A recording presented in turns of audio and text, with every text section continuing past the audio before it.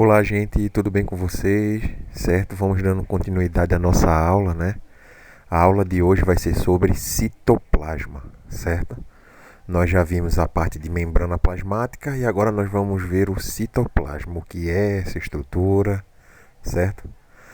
Para que ela serve, essas coisas, sua composição básica, beleza?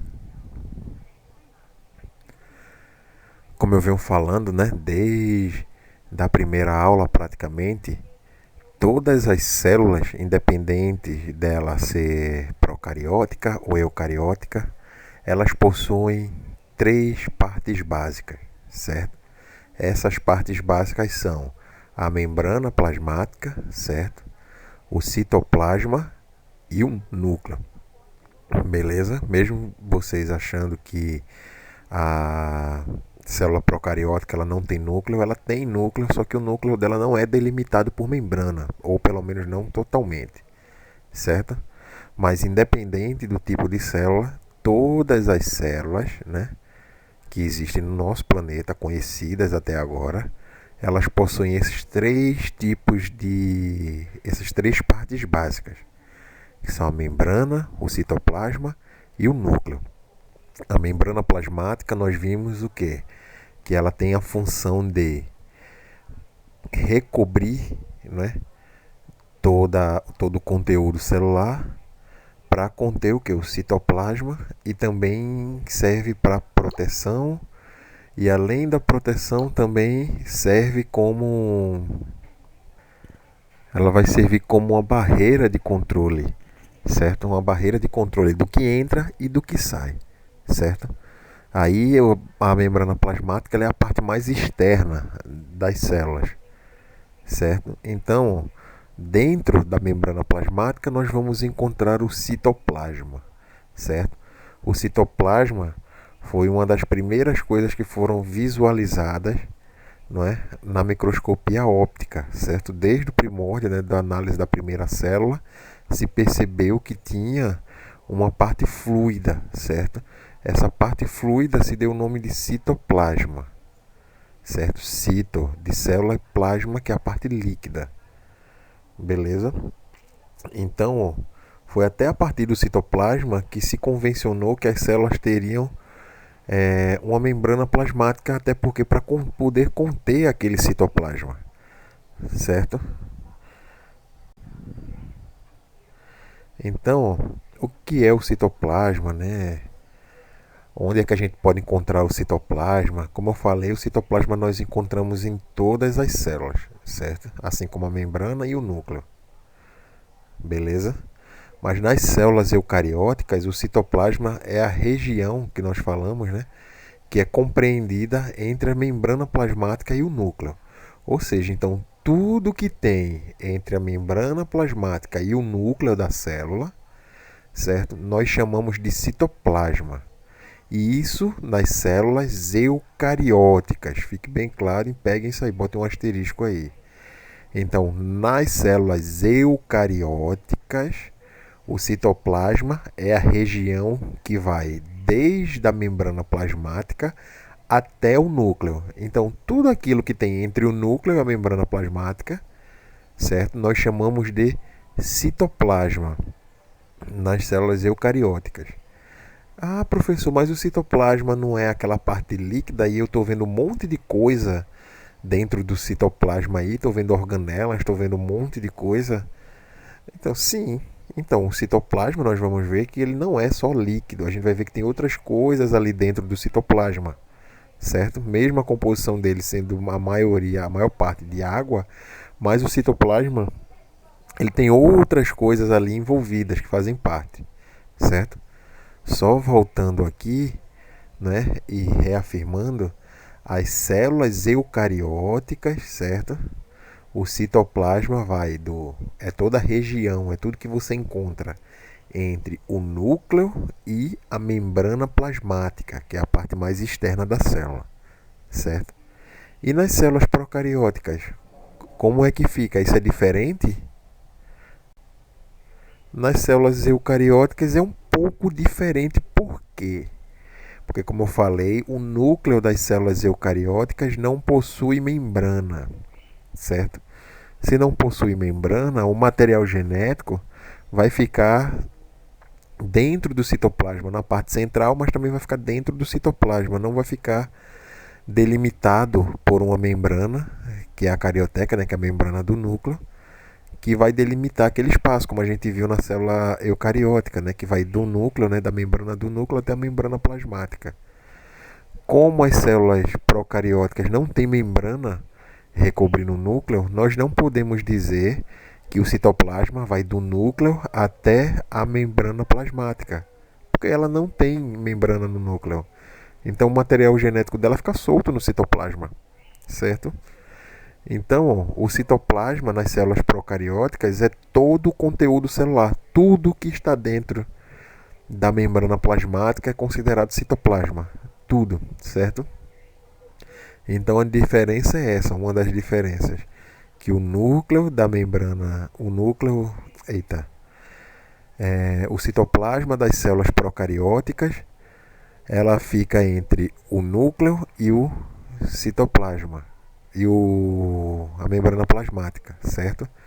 O núcleo, o citoplasma das células procarióticas é toda a região que fica dentro da membrana plasmática, certo?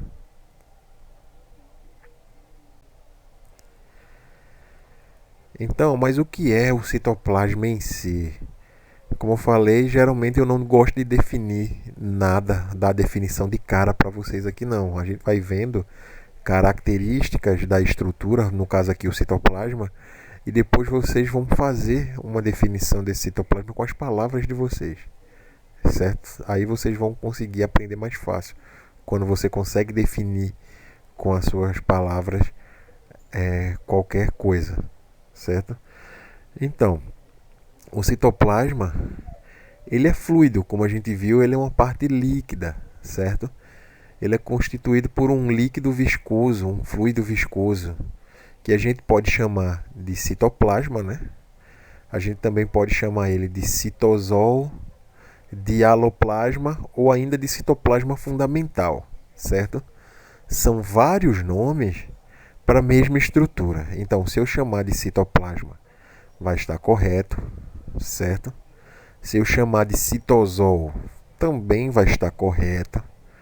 Se eu chamar de aloplasma, também vai estar correto. Se eu chamar de citoplasma fundamental, também vai estar correto. Aí vocês falam, mas por que a gente tem que saber todos esses nomes, professor? Porque dependendo do que vocês estiverem fazendo, com quem vocês estiverem interagindo, a pessoa vai tratar por nomes diferentes, certo? Então, por exemplo, se você só conhece por citoplasma, quando alguém chama de aloplasma, você vai ficar perdido sem saber o que é na conversa, certo? Ou no trabalho mesmo de vocês. Então, o citoplasma ele é um fluido viscoso que está dentro compreendido, né, preso pela membrana ali, certo? Nas células eucarióticas vai da membrana até o núcleo. Nas células procarióticas é tudo que tem dentro da membrana, certo? Então, todo esse líquido viscoso aí, todo esse fluido viscoso aí, nós chamamos de citoplasma, de citosol, de aloplasma ou então citoplasma fundamental. Qualquer um desses termos estão corretos e eu vou usar termos diferentes também quando for fazer as perguntas, certo? Vou usar todos esses termos aí. Algumas perguntas eu vou usar me referindo como citosol, outras perguntas vou me referir como citoplasma, outras perguntas vou me referir como aloplasma. Então fiquem ligados aí, certo? Tanto na prova quanto nos exercícios e no simulado, beleza? Então eu vou utilizar todos esses termos aí. Então fiquem ligados e aprendam esses termos aí de que eles são chamados. Como eu falei, né, o citosol ele é a parte fluida do citoplasma, certo? Como eu mostrei a vocês ali e como vocês estão vendo nessa imagem aqui, a gente tem a membrana plasmática aqui, que é tudo que recobre a célula, na parte mais externa da célula. Nós temos essa parte central aí branca, que é o núcleo, certo? Então, tudo que está entre a membrana plasmática e o núcleo, nós chamamos de citoplasma, certo? Só que aqui nesse desenho, por exemplo, nós estamos vendo o quê? Uma parte azul, que seria a parte líquida, certo? E dentro dessa parte líquida tem várias estruturas brancas aí, que nós chamamos de organelas. Então o citoplasma em si, ele não é composto por somente a parte líquida, ele tem uma parte líquida e tem uma parte sólida, certo? Então, o citosol, não é? Ele é a parte fluida do citoplasma, certo? Então, além dessa parte fluida, né, que a gente chama de citosol, nós também temos as partes que são particuladas, que elas são insolúveis, ou seja, são as partes sólidas do citoplasma, certo? E nós chamamos essas partes de inclusões, certo? Que são substâncias que elas são insolúveis, são partículas insolúveis que estão ali dentro do citoplasma, certo? Além dessas partículas insolúveis, né, que nós chamamos de inclusões, nós temos estruturas que são delimitadas por membranas também. Nós temos estruturas recobertas por membrana dentro dessa célula. Então, essas estruturas recobertas por membrana nós chamamos de organelas, certo? Então, para resumir aqui esse slide, o citoplasma ele é dividido em três partes básicas, anotem aí. Que você tem o citosol, que é a parte líquida, né, mesmo, a parte fluida, certo? Nós temos as inclusões, que são partículas insolúveis, e nós temos as estruturas que são delimitadas por membrana, que são as organelas. Então, a parte fluida, as inclusões e as organelas são as três partes que vão compor o que nós chamamos de citoplasma. Beleza?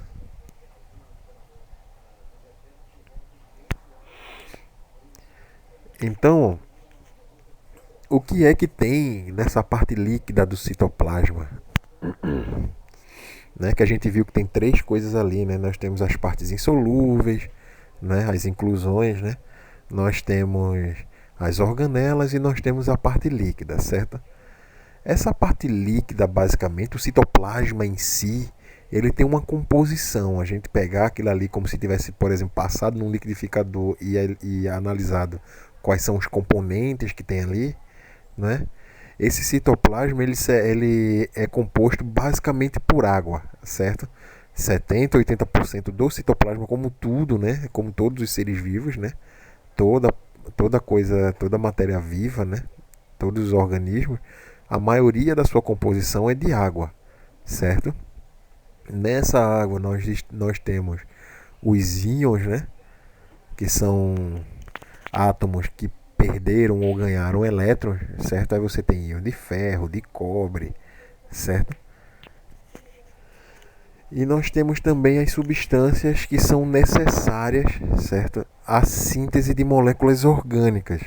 Ou seja, nós temos substâncias ali dissolvidas no citoplasma que são utilizados para produzir moléculas orgânicas, como carboidratos, certo? Como enzimas e proteínas, certo? Então, além de água e os íons que nós temos ali no citoplasma, nós temos essas substâncias que são necessárias para a produção dessas moléculas, certo? Por exemplo, as proteínas e a maior parte das enzimas, certo? Que são proteínas também, elas são compostas por quê? Por aminoácidos. Então, no citoplasma tem bastante aminoácido dissolvido ali. Por quê? Misturado naquele citoplasma. Por quê? Porque esses aminoácidos, né, com a ajuda das organelas ali, vão ser transformados em proteínas, em enzimas, certo?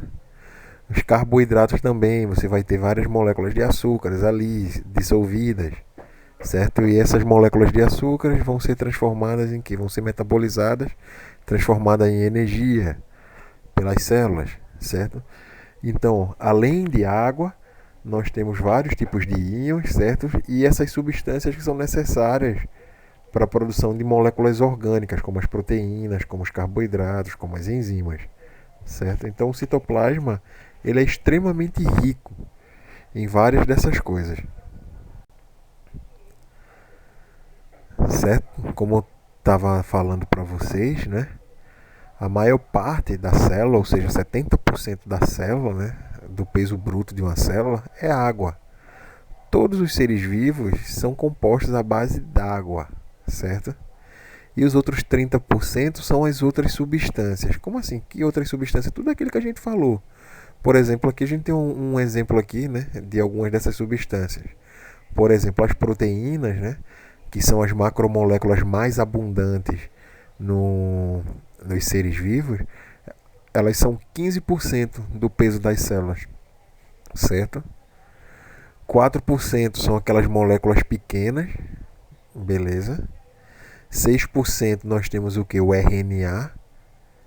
2% nós temos os fosfolipídios. Lembram que os fosfolipídios são os componentes da membrana plasmática, certo? Então 2% do peso total, da massa total da célula são de fosfolipídios, ou seja, da membrana, certo? 1% desse peso da célula é o DNA, né, que é o nosso material genético, que é o que vai guardar as nossas informações genéticas, certo? E 2% nós temos polissacarídeos, que são o quê? Açúcares, certo? Que é o que vai nos dar energia, que são as moléculas que vão dar energia para a célula se manter viva, certo? Fora outras coisas, né? Como essas 4% de pequenas moléculas são todas aquelas moléculas pequenas, certo? Incluindo vários tipos de moléculas diferentes, certo?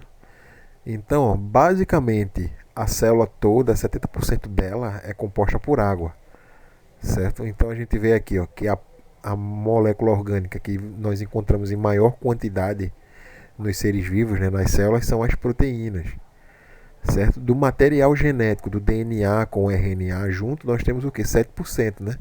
Que 1% de DNA, que é onde a gente guarda a informação genética, e 6% do RNA. Por que você tem mais RNA do que DNA?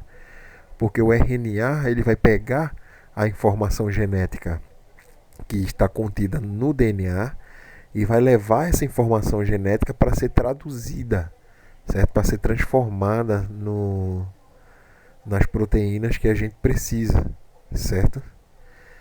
Então, 2% apenas são da membrana plasmática, certo? Dos fosfolipídios somente, certo? Eu digo da membrana plasmática porque basicamente a membrana ela é composta por quase tudo de fosfolipídios, né? Como a gente viu. A gente viu que tem proteínas, tem outros tipos de lipídios, mas a grande maioria são fosfolipídios, certo? Então, basicamente é composto por água. Os outros 30% são divididos dessa maneira aí.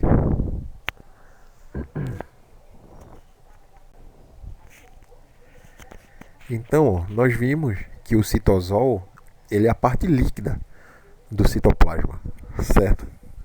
E é neste citosol que é onde vai ocorrer a maioria das reações químicas que são essenciais para as células, certo? Por quê? Porque a maioria das reações químicas acontece em meio aquoso, ou seja, acontece em água. Então, ó, aquele 70% de água do citoplasma está no citosol, certo? Então, ó, ele é extremamente importante, porque as reações enzimáticas, todas vão acontecer justamente ali naquela região, certo? Então, essa região da célula, né, ela vai abrigar e vai ocorrer a maior parte, quase todas as reações químicas que vão ocorrer na célula, né, vão ocorrer justamente nessa parte líquida, que nós chamamos de quê? De citosol, certo? E esse citosol, ele tem nomes diferentes de acordo com a localização dele, certo? Por exemplo, quando esse citosol ele está mais próximo, né, da porção periférica, ou seja, mais próximo da membrana plasmática, nós chamamos ele de plasmagel, certo? Porque é aquele citosol que está mais próximo da membrana plasmática, é a parte do citosol mais externa, beleza? Então, essa parte mais periférica do citosol nós chamamos de plasmagel, certo? A porção mais interna do citoplasma, né, que é aquela que já está mais próximo do núcleo ali, nós chamamos de plasmassol, certo? Então, a gente viu que nas células procarióticas, né, nas células eucarióticas, o citoplasma ele vai de onde? da parte mais externa, que é a membrana plasmática, até o núcleo, né? Que é a parte mais interna. Então, ó, aquela parte mais interna, não é, que está perto do núcleo ali, nós chamamos de plasma-sol. E aquela parte mais externa, né, aquela parte mais periférica, já próximo da membrana plasmática, nós chamamos de plasma-gel, certo? Então a gente ainda consegue dividir o citosol, né, que é aquela parte líquida, nessas duas partes aí, né? A parte mais periférica e a parte mais interna. A parte mais periférica é o plasma-gel. A parte mais interna nós chamamos de plasma-sol. Beleza?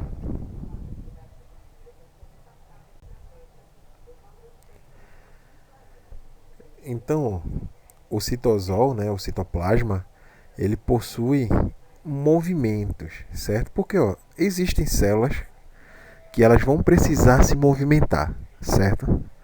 Elas vão precisar pegar alimento ativamente, né, para levar até dentro dela. Ela vai precisar andar, certo?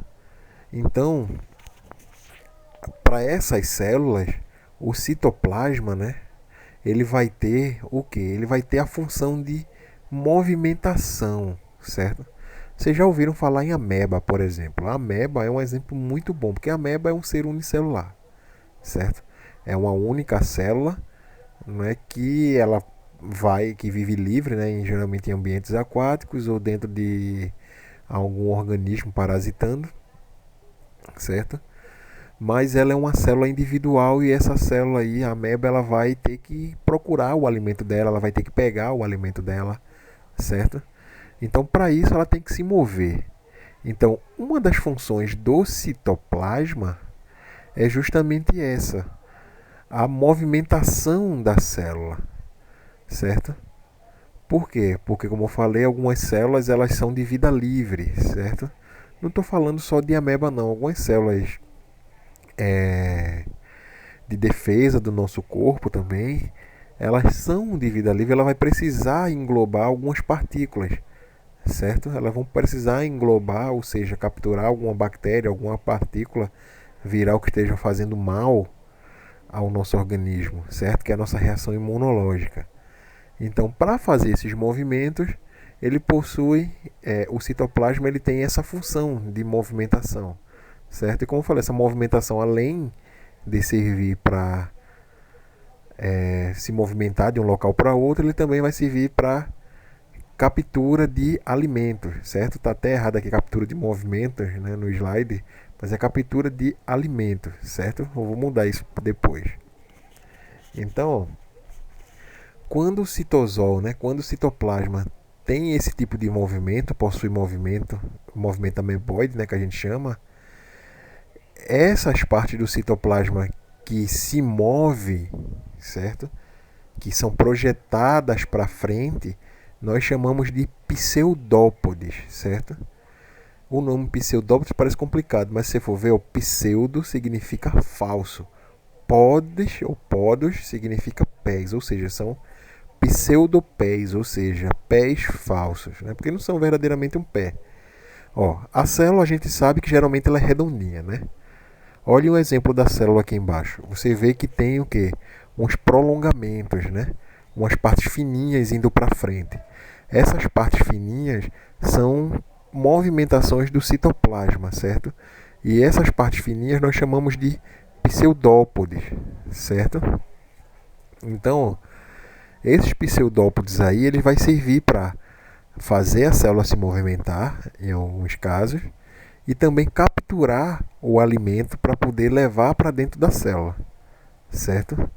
Então, o citoplasma ele também pode formar pseudópodes, anotem aí. E esses pseudópodes servem para movimentação e captura de alimento, certo? O movimento aí está errado, escrito é alimento, certo?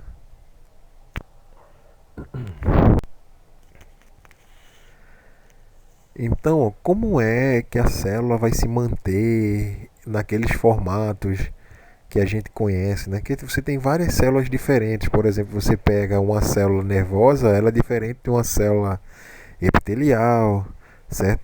De uma célula qualquer aí do nosso corpo. Então, cada célula ela vai ter um formato diferente E esse formato ele geralmente não muda, certo? Quem é que vai dar esse formato para a célula? Porque a gente viu que a membrana plasmática ela vai delimitar o espaço externo da célula, né? O espaço interno da célula, né? Vai delimitar o espaço interno do espaço externo, né? Do meio intracelular para o meio extracelular. E dentro dela vai ter o citoplasma, que a gente viu que é uma parte líquida viscosa. Então, não teria como essa célula manter certas funções e certas características se ela só tivesse a parte líquida, o citoplasma dentro da célula, certo? Então, dentro do citoplasma ali, nós temos estruturas de sustentação para essa célula que tem a mesma função do nosso esqueleto, né? Que é a questão de manter o formato, de proteger as estruturas internas, certo? De manter as organelas nos locais corretos, certo? Além de dar formato a essas células.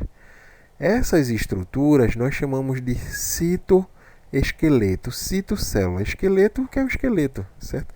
Então, o citoesqueleto é o esqueleto da célula. Ele também vai estar dentro do citoplasma, certo?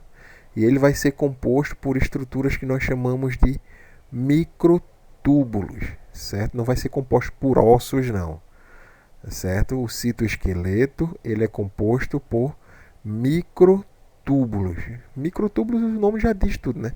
São túbulos, né? Tubos extremamente pequenos, microscópicos, certo? Porque as células são microscópicas, beleza?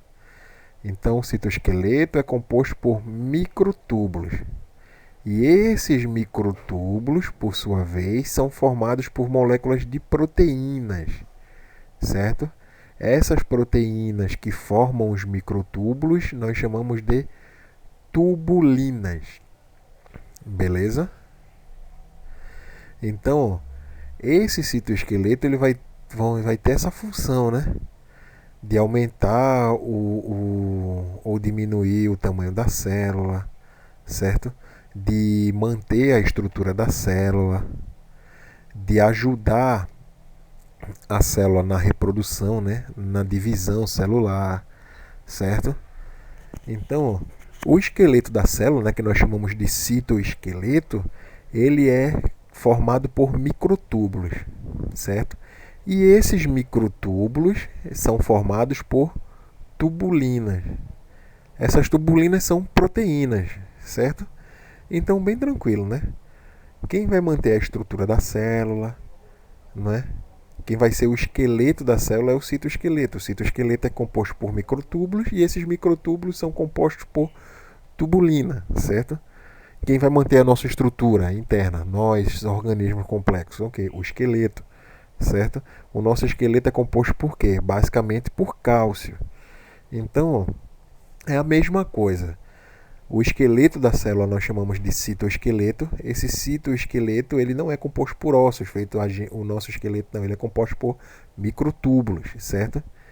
E, por exemplo, os ossos são compostos de cálcio, certo? Já os microtúbulos não, são compostos por tubulinas, que são proteínas que compõem o citoesqueleto, certo? Que compõem os microtúbulos, beleza? Então, esse citoesqueleto, de acordo com o que eles ganham ou perdem essas proteínas, né, as tubulinas, eles podem aumentar ou diminuir de tamanho. Porque a célula, assim que ela se divide, por exemplo, ela não vai estar do tamanho original da célula mãe, por exemplo, as células filhas que foram originadas. Então, por quê? Porque elas perderam tubulinas. Então, os microtúbulos diminuíram de tamanho e a célula ficou um pouco menor quando se divide. Mas a partir do momento que essa célula vai se alimentando, vai crescendo, essas tubulinas vão sendo reincorporadas nos microtúbulos e esses microtúbulos vão aumentando de tamanho. Aumentando de tamanho, a célula também aumenta de tamanho, certo?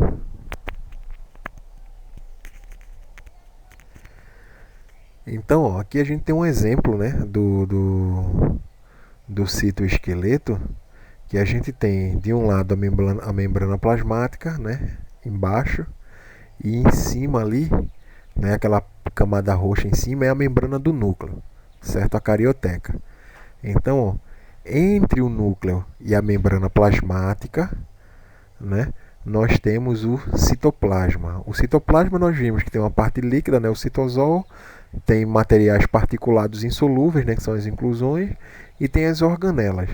Por exemplo, as organelas elas não vão ficar soltas num canto, não. Até porque, por gravidade, se elas ficassem soltas num local líquido, né, numa parte líquida, essas organelas, o que é que aconteceriam? Elas iam decantar, né? Elas iam cair, ficar no fundo, tudo aglomeradas. Mas não, as organelas elas ficam presas no local correto, né, delas. Elas não saem por aí se movimentando, a não ser que a célula queira fazer isso, né? Movimentar essa organela de um local para o outro, certo?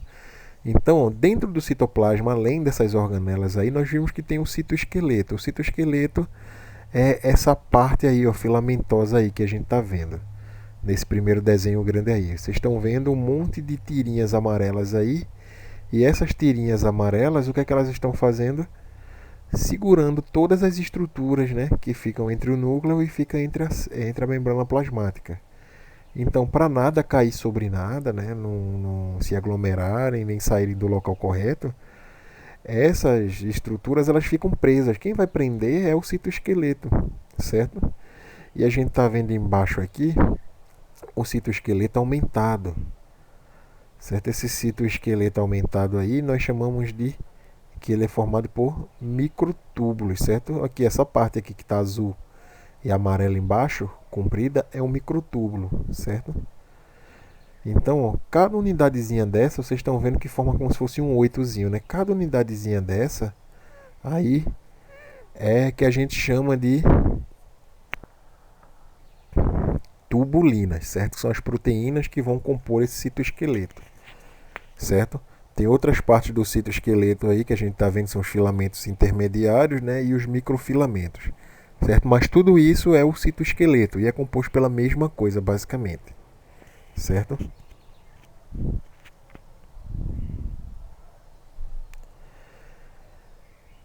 Então, além do citoesqueleto, nós temos também dentro do citoplasma os centríolos, certo? A maioria das células procarióticas, elas possuem um par de centríolos, certo? Eles vêm em pares, como está no desenho aqui embaixo. E cada um desses centríolos é formado por 9 grupos de 3 microtúbulos, certo? Esses centríolos eles fazem parte do citoesqueleto também. É como se fosse a origem, né? Vai partir daí vários filamentos desses de microtúbulo para compor as células, certo? E eles são bastante importantes, né, na hora da divisão celular também. E eles são responsáveis para quê? Por formar o que a gente chama de fuso acromático, certo? Que é justamente essa parte que vai, na hora da divisão celular, vai dividir o citoesqueleto e vai puxar as organelas para um lado e para o outro. Que a gente ainda vai ver uma aula sobre mitose e meiose. Então vocês vão entender direitinho esse processo de divisão celular, certo? E eles também estão relacionados com os cílios e os flagelos, certo? E os cílios e os flagelos estão relacionados com a alimentação também e movimentação dessas células, beleza?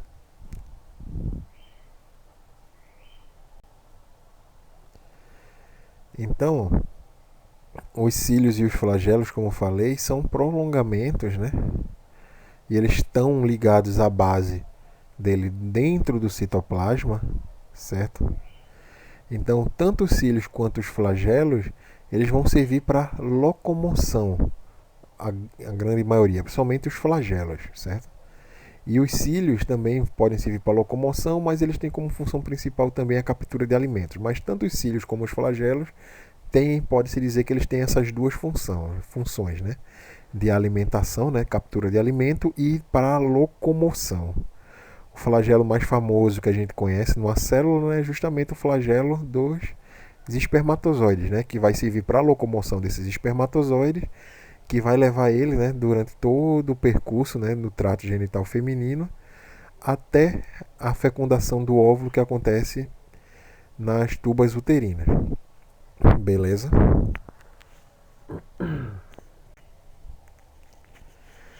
Então, dentro do citoplasma também, né, nós vimos a parte líquida, né, nós vimos a parte de inclusões, né, que são as partes sólidas insolúveis, e agora nós vamos ver a parte que é recoberta por membrana, que nós chamamos de organelas, certo?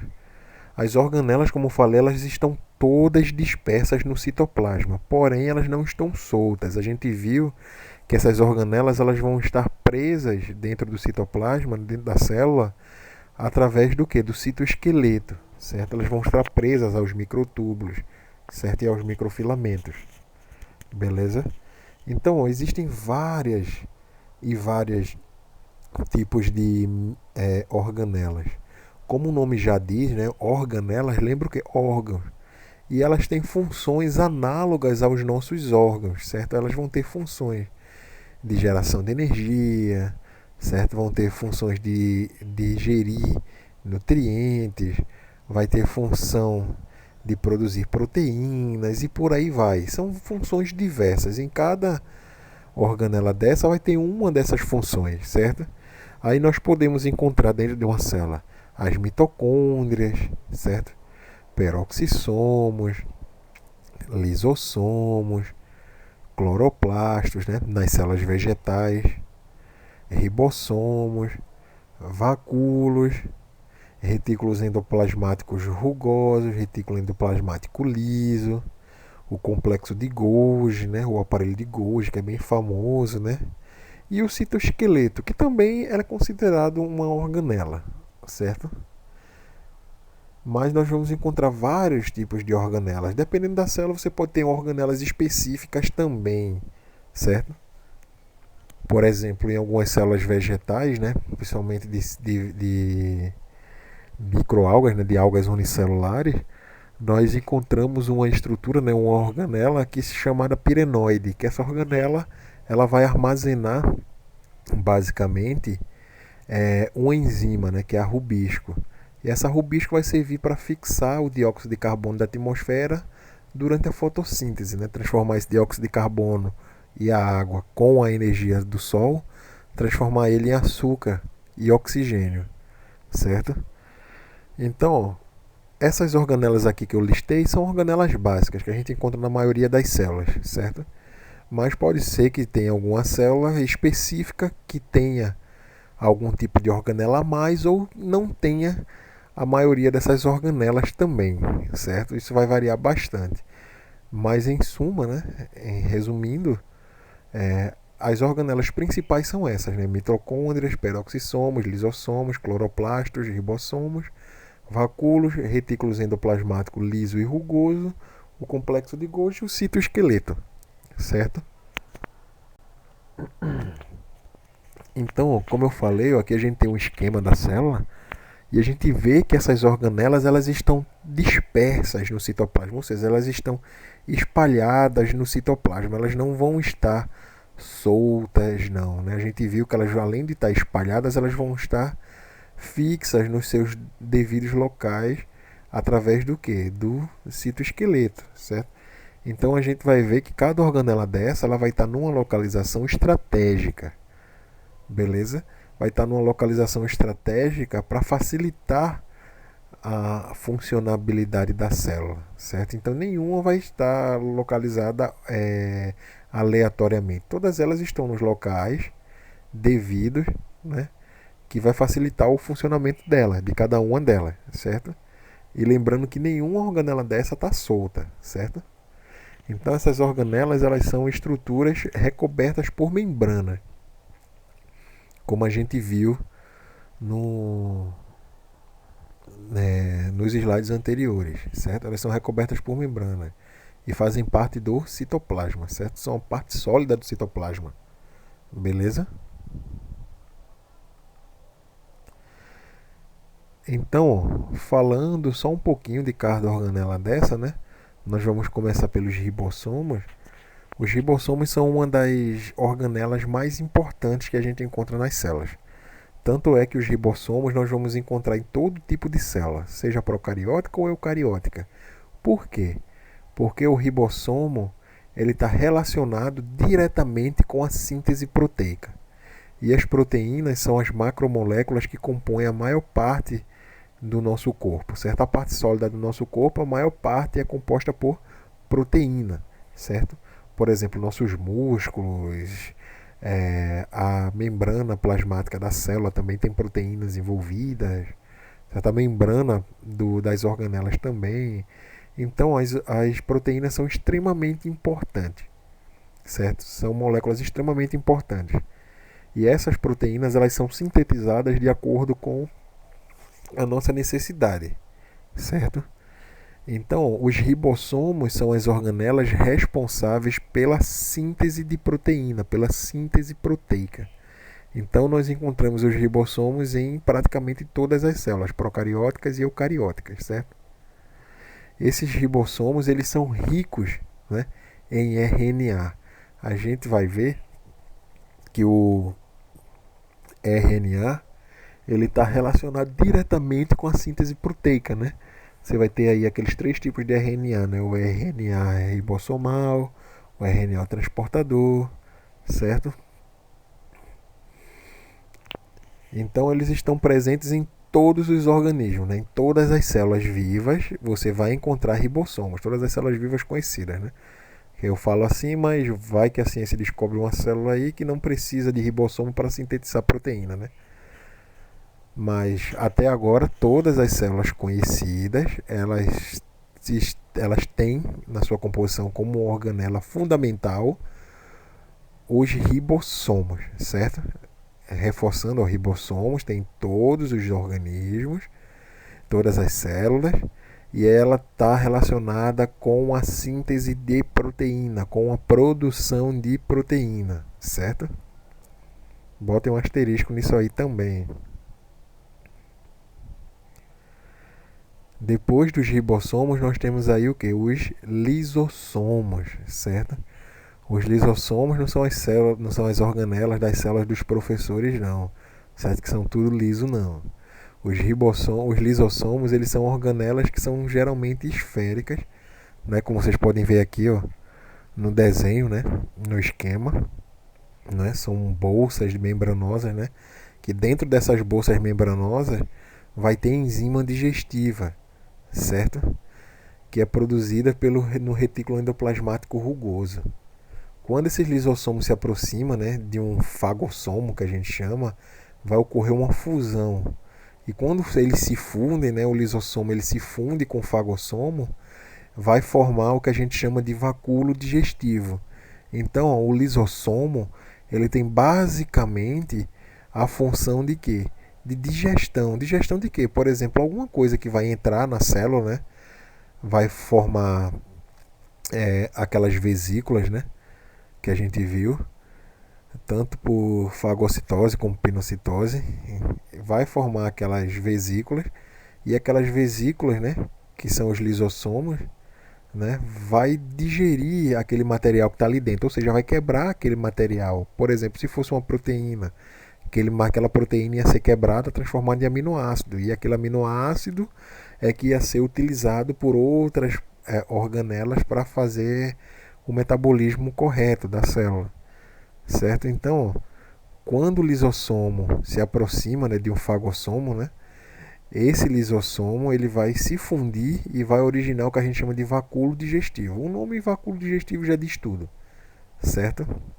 Então não vou entrar em maiores detalhes, porque depois a gente vê isso aí em detalhes específicos. Mas basicamente os lisossomos eles vão servir para a digestão de moléculas que entram na célula, certo? Nós temos aí também os peroxissomos, certo? Os peroxissomos, eles são bolsas também membranosas, como eu falei, a maioria das organelas são membranáceas, certo? Tem membranas, certo? Pelo menos das organelas dos eucarióticos. Dos procarióticos é um pouco diferente, certo? Então eles são bolsas, né, membranosas, que essas bolsas vão conter também enzimas digestivas, certo? Então ele vai servir também para a digestão de substâncias, certo? Quando eu falo digestão, não é geral só para alimentação, como é no nosso caso, não. Nós fazemos digestão para alimentação, mas o termo digerir e digestão significa você quebrar alguma coisa complexa numa coisa mais simples, certo? Não necessariamente o que você quebra você vai ter que utilizar para transformar em energia para sobreviver, certo? Mas os peroxissomos também são responsáveis, né, pela digestão, porque eles são bolsas, né, de membrana, e dentro dessas bolsas membranáceas nós vamos ter enzimas digestivas, certo? Lá nós vamos encontrar catalase, certo? E essa catalase ela vai converter o peróxido de hidrogênio em água e oxigênio, certo? Eu não vou entrar em detalhes de reação não, até porque não vem ao caso para vocês. Só quero que vocês saibam que os peroxissomos eles têm essa função, né, de digestão.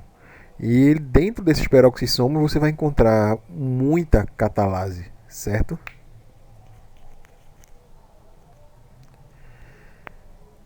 Então, outra organela bem famosa, né, que praticamente todos vocês já ouviram falar, eu acredito que não tenha ninguém que não tenha ouvido falar, pode até não saber o que é, mas já ouviu falar de mitocôndria, certo?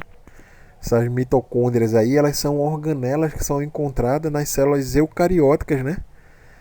Exceto naqueles organismos anaeróbicos, né? Organismos anaeróbicos são aqueles que não precisam de oxigênio, certo? Se não precisa de oxigênio, não vai precisar de mitocôndria, porque a mitocôndria basicamente vai fazer reações de oxidação, né? E oxidação são reações que utilizam oxigênio para quebrar alguma coisa, para modificar a estrutura de alguma coisa utilizando átomos de oxigênio. Se o organismo ele é anaeróbico, ele não precisa de oxigênio, ele não vai precisar de mitocôndria, certo? Mas as mitocôndrias são encontradas em praticamente todas as células, certo? Então, todas as células eucarióticas, beleza? Porque nas células procarióticas elas não vão estar presentes, não, certo? Ela é responsável pelo que a gente chama de respiração celular, certo? A célula também respira. Quando eu falo a vocês que a gente respira, bota para dentro do corpo o oxigênio e libera o dióxido de carbono, esse oxigênio que a gente leva para dentro do corpo, ele vai diretamente para dentro das células e dentro da célula ele vai para a mitocôndria, certo? Lá vai ocorrer vários processos oxidativos, certo? De geração de energia, ciclo de Krebs, certo? Cadeia transportadora de elétrons, glicólise. E nessa mitocôndria aí, depois que esse oxigênio entra e faz todo esse processo metabólico, ela vai liberar o CO2, o dióxido de carbono, que é o que a gente coloca para fora, certo? Então, esse oxigênio que a gente puxa e o dióxido de carbono que a gente expira, certo? Elas são produzidos diretamente na mitocôndria. A mitocôndria vai utilizar o oxigênio, certo? Que a gente inspira, e depois vai liberar o dióxido de carbono, né? Que é o CO2 que a gente vai expirar, que a gente vai colocar para fora, certo? Então, ó, a mitocôndria ela é a organela responsável pela geração da energia, né? Que a gente utiliza, certo? Para sobreviver, que a célula utiliza para sobreviver, para manter as funções delas constantes, certo? A mitocôndria ela tem algumas particularidades, como por exemplo, a mitocôndria ela tem um DNA exclusivo, separado do DNA genômico que a gente tem, certo? O DNA, nós temos o DNA principal que fica dentro do núcleo, certo? Que é o DNA genômico. Já as mitocôndrias elas têm um DNA específico, não é? Esse DNA específico, que a gente chama de DNA mitocondrial, é um DNA que só passa de mãe para filho, não passa nunca de pai para filho, certo? É uma origem materna, certo? E por que só passa de pai para filho? Porque, vê, na hora da fecundação, né, quem vai perder a maior parte da célula? Você tem o espermatozoide e o óvulo, certo? O espermatozoide ele vai só jogar o material genético dele dentro do óvulo e o resto do espermatozoide vai ser perdido. Então as mitocôndrias que tem no espermatozoide não vão penetrar no óvulo, certo? Só o material genético, só o DNA, os cromossomos, certo? Então, você vai ficar só com as mitocôndrias das mães, das fêmeas, certo? Então, O DNA mitocondrial é um DNA de herança materna, certo?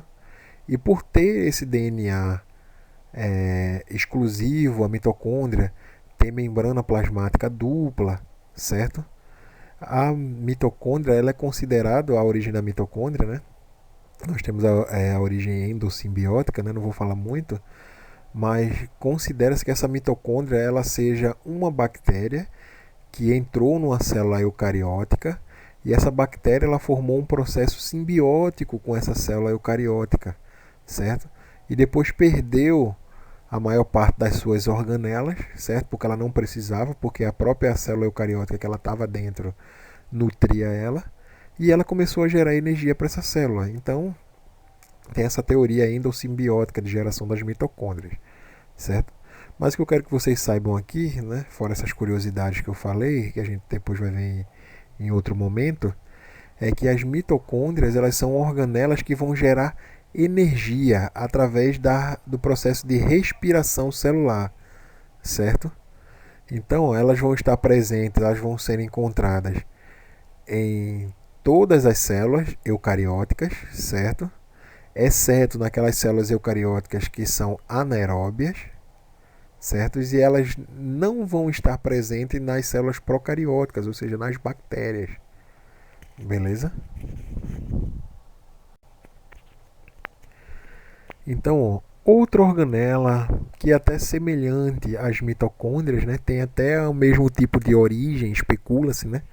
Que tenha sido até um micro-organismo, uma bactéria fotossintetizante que penetrou numa célula de uma planta e se fundiu e formou as plantas que a gente tem hoje. Né? É como o mesmo exemplo da mitocôndria, né? Nas células de animais. Nós temos os plastos, certo? Os plastos, como todas as organelas que a gente viu aqui, são organelas citoplasmáticas, só que elas são encontradas em células vegetais, certo? Não só em células vegetais, mas também você pode encontrar em células de algas, certo? A alga não é um vegetal, a alga é um protista, né? Antes que vocês falem, mas a alga é vegetal, professor. Não, não é não. E algumas bactérias também, né? Algumas cianobactérias, certo? Então você consegue encontrar num procariota, num eucariota também essas estruturas, né? Essas organelas, certo? Esses plastos eles são formados por duas membranas também lipoproteicas, que como eu falei, como são organelas membranosas, né? Ela também tem membrana recobrindo toda ela, certo? Então, ó, os leucoplastos, né, que são tipos de plastos incolores, eles acumulam substâncias nutritivas também para as células, que vai servir como uma reserva de energia. Ela vai armazenar, por exemplo, amido, certo? Que é um carboidrato, certo? E os cromoplastos, né? Que são os plastos portadores de pigmentos, porque você tem os plastos, que a gente fala os plastos gerais, né? Aí nós vamos ter os cromoplastos, cromo vem de cor, ou seja, vai ter pigmentos ali como clorofila, como carotenoides, que vai ajudar a realizar a fotossíntese, certo? Por isso que é cromoplasto, porque ele tem cor, geralmente são verdes, certo? Essas estruturas, e os leucoplastos. Leuco significa sem cor, certo? Que são os plastos que vão justamente acumular substâncias de reserva, substâncias nutritivas, como o amido. Os cromoplastos vão produzir, fazer a fotossíntese e produzir o amido, e os leucoplastos vão armazenar esse amido, certo? Outra organela que a gente tem aí é o retículo endoplasmático rugoso, certo? O retículo endoplasmático a gente pode dividir ele em retículo endoplasmático liso e retículo endoplasmático rugoso, certo? O retículo endoplasmático liso ele não vai apresentar ribossomos associados, certo? Aí ele vai ter uma aparência lisa, certo? Você está vendo aqui no desenho embaixo, aqui toda essa parte azul com bolinhas roxas, tanto quanto a parte laranja aí, são retículo endoplasmático, de maneira geral. O retículo endoplasmático liso, você pode ver que ele é todo amarelinho aqui no desenho, ele não tem nenhuma pintinha, certo? Por quê? Porque ele não tem ribossomo associado, certo? E ele tem as seguintes funções, né? Que é conduzir impulsos elétricos, certo? Neutralizar substâncias tóxicas e sintetizar lipídios, produzir gordura. Beleza? Enquanto que o retículo endoplasmático rugoso, ele vai apresentar ribossomos associados. Você vai ter vários ribossomos, que já são outras organelas que a gente viu logo no início, né? Que eu comecei a falar de organelas, né? Que estão relacionadas com a produção de proteína. Eles vão estar ligados, né? Colados ao retículo endoplasmático. Por esses ribossomos estarem colados a essa parte do retículo endoplasmático, nós chamamos esse retículo endoplasmático de retículo endoplasmático rugoso, certo? E a função dele é justamente o que? A síntese e o transporte de proteínas que vão ser mandadas para o exterior da célula, certo? Porque você está associado com a organela que vai produzir proteína, então basicamente a função dele vai ser produzir proteínas, certo? Produzir e transportar essa proteína, certo? O retículo endoplasmático liso vai estar relacionado com a síntese de lipídio, né? E o retículo endoplasmático rugoso vai estar relacionado com a síntese de proteínas. Beleza?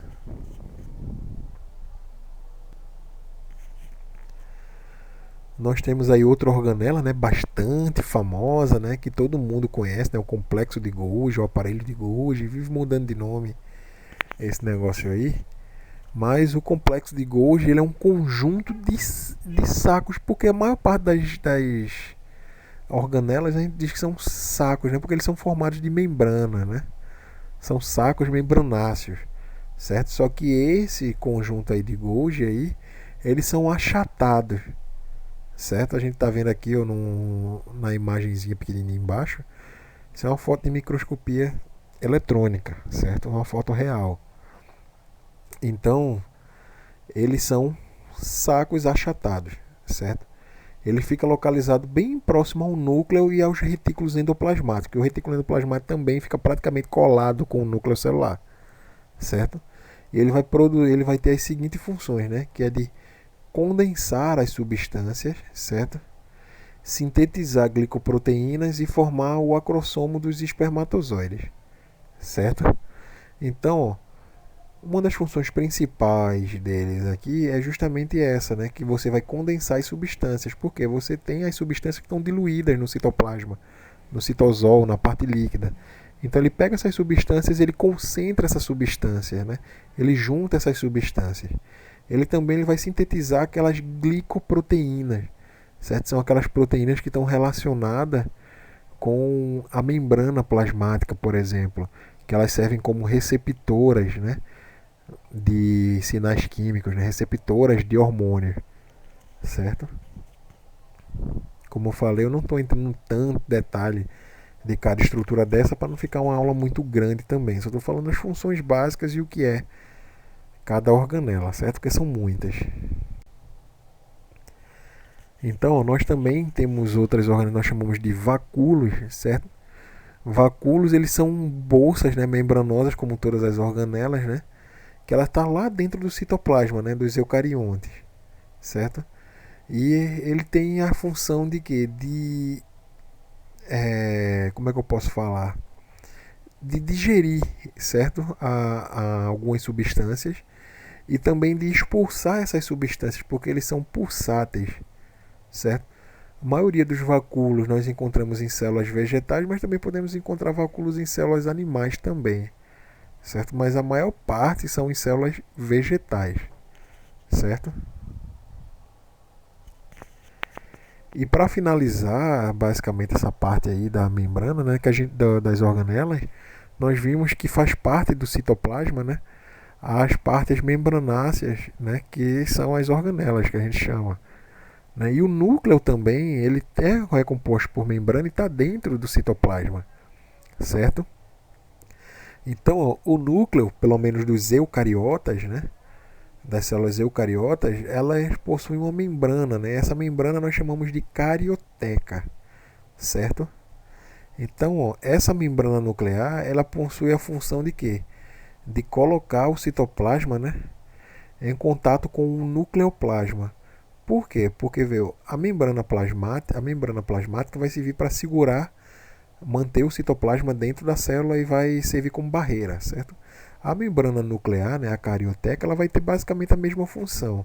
Ela vai manter dentro dela o material genético, né, o DNA, RNA, algumas enzimas, tudinho, que ela não pode ficar solta, né, dissolvidas assim dentro do citoplasma, certo? Porém, essa membrana precisa deixar passar substância que está no citoplasma para dentro do nucleoplasma, né, que a gente chama o citoplasma do núcleo, né, do nucleoplasma, e substância que está dentro do nucleoplasma passar para o citoplasma, como por exemplo os RNAs que vão produzir as proteínas, que vão sintetizar as proteínas, certo?